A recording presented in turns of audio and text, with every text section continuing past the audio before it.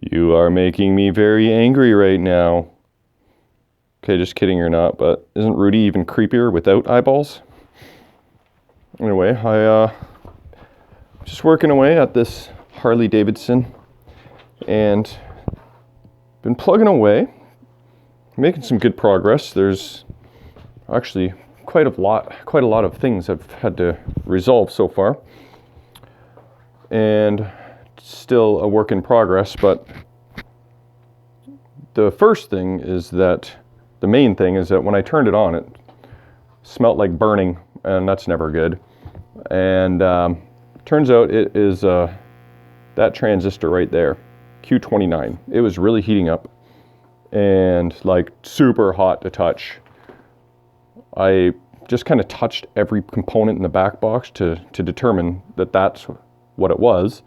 Then read that it was Q29, then read that it was responsible for these 4 flashers. So I removed those flashers, turned on the machine, and what do you know? No more burning. So then I also started to systematically put the bulbs back in. Let's see.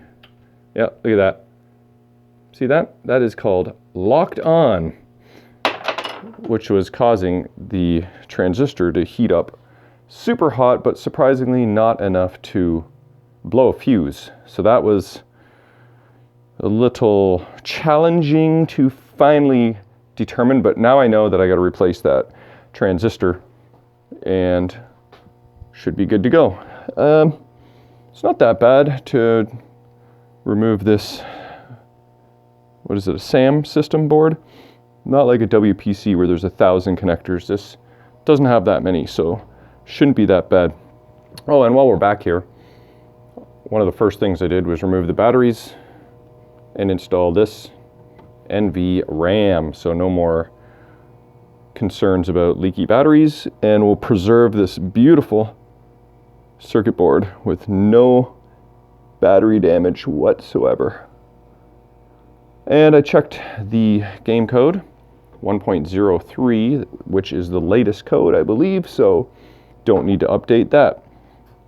And then I went through and just tested the fuses and checked some of the important ones.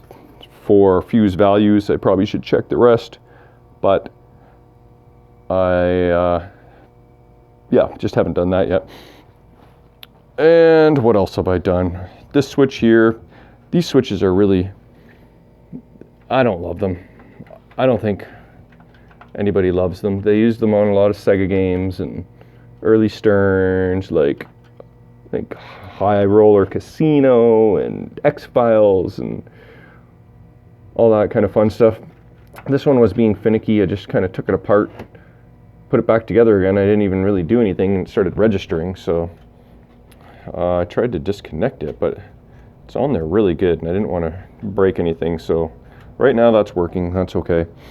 Also, the ball went into this scoop here once and fired out, went in another time and did not fire out. I was able to find that diode had a broken leg, so I healed them all up, and he's now good to go. Nice and solid.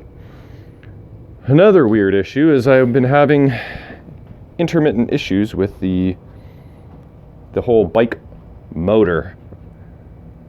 It can, you know how it goes like up and down in the game? Well, there's this relay board, and then here's the motor, and something's been intermittent. I'm not sure exactly what it is yet, but I did remove the relay board, reflow the solder points on it, and right now it seems to be working again.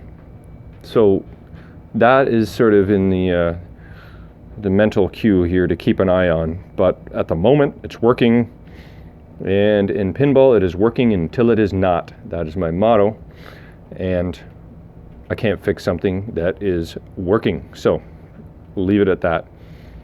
Oh yeah, I also noticed that the magnet core is up a little high. It's above the playfield just a smidge, so I'm going to have to probably loosen this bolt and then turn this magnet core down a bit, make it more flush to the playfield. so the ball isn't skipping and hopping. Now, I don't know if you watched the first video, but if you did, you noticed I had a heck of a time with the intermittent start button. Well, there was really no obvious sign or issue, but I put it in switch test and played with it a million times and finally just determined the switch was itself bad. And so went to my switch pile, and here's the old one. So that one I just showed you is a new one with a new diode. And I actually had to Dremel out this hole just a little bit, because there's these little nubs that these pop into these holes to hold it, and it was going into the top hole no problem. Like, there's a little nub there that pops into that hole, and then one down here that pops into that one. So just a little Dremelage, and now it is in there happy, solid, and works every time. So that can go in the garbage. And yes, dear, love you. What time is it? 6:37. Okay. She wants me to play Mega Touch with her, and that is not some sort of funny connotation. It is a touchscreen game with like 300 games on it. And I told her it's Harley first, then Mega after. So, what else do we got? Oh yeah, okay. So I'm gonna set you down, lower the play field, and you can watch as the playfield closes down upon you for effect. All right.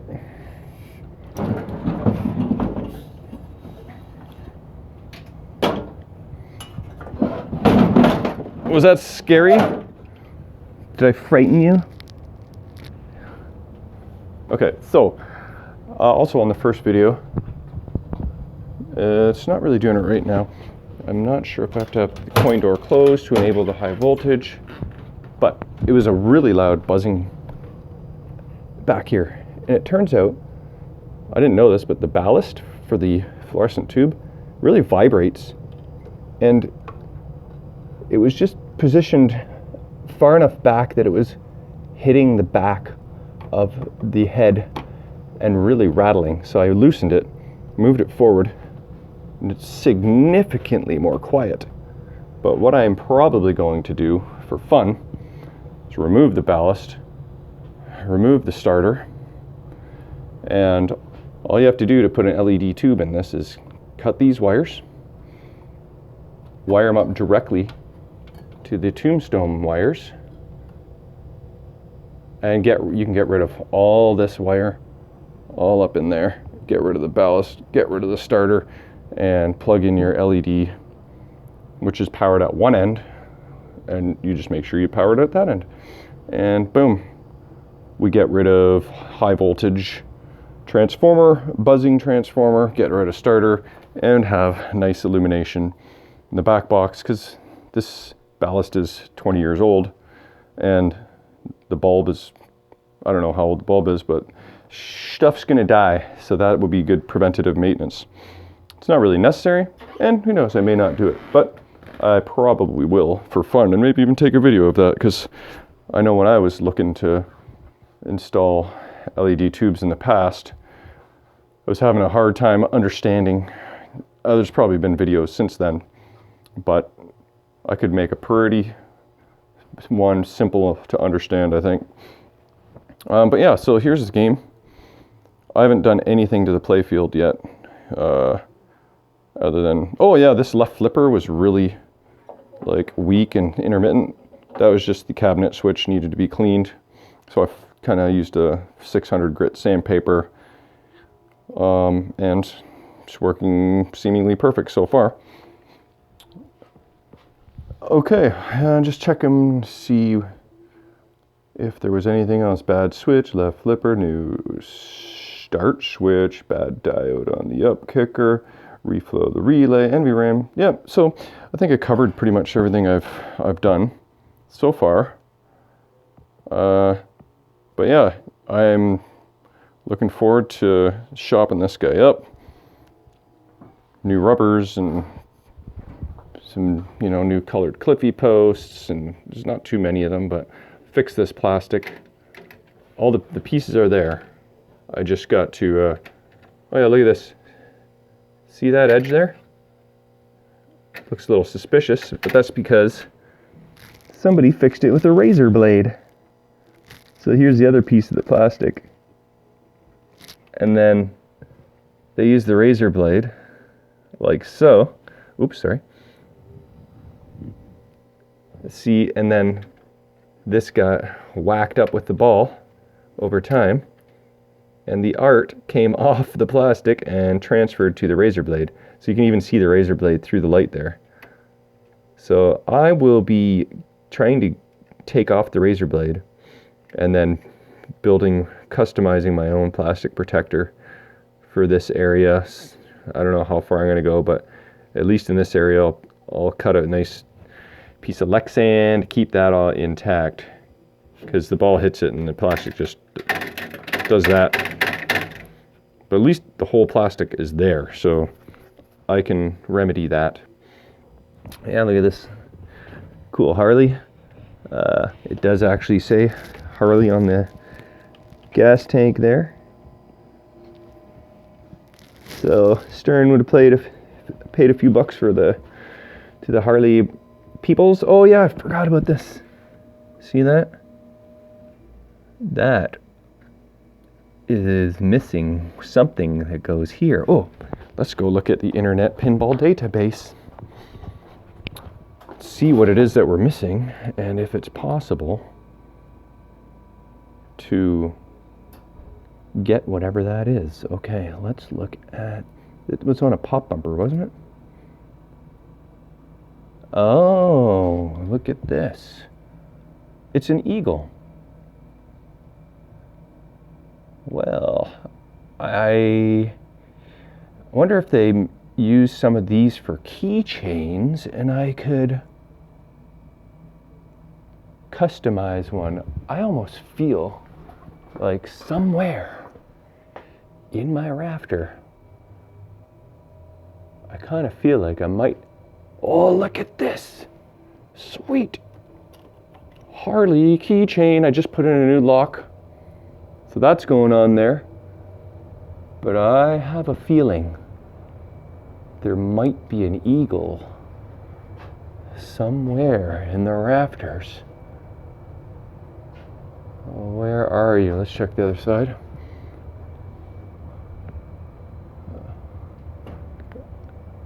See everything but so far. But I got another wall here of some goodies. Let's see. There's all my promo plastics. I love collecting these. They're awesome. Keychain plastics. But I'm not seeing an eagle yet. Well, at least I got a Harley key fob. But I thought I had an eagle somewhere. Well, I won't bore you with my eagle search. But I'm not going to give up till I know for sure. You're probably like, I've already noticed it and I haven't. You're just screaming at me through the screen. That'd be funny. But okay. I'll put that on my to-do list. Yeah, so you know, I could work with this. It's like one screw is broken or something. Something's been going on here. One is a screw and one is a nut. Anyway, that's pretty minor. That's not do or die. It's ride or die. Anyway, I guess we'll leave on this note. Balls missing note. There we go. By the way, this tune has been in my head non-stop since I set up this game, and probably going to be for the next couple months while I'm working on this, or a month at least. Oh yay! 2 balls in the trough. Add that to the to-do list. It's always something.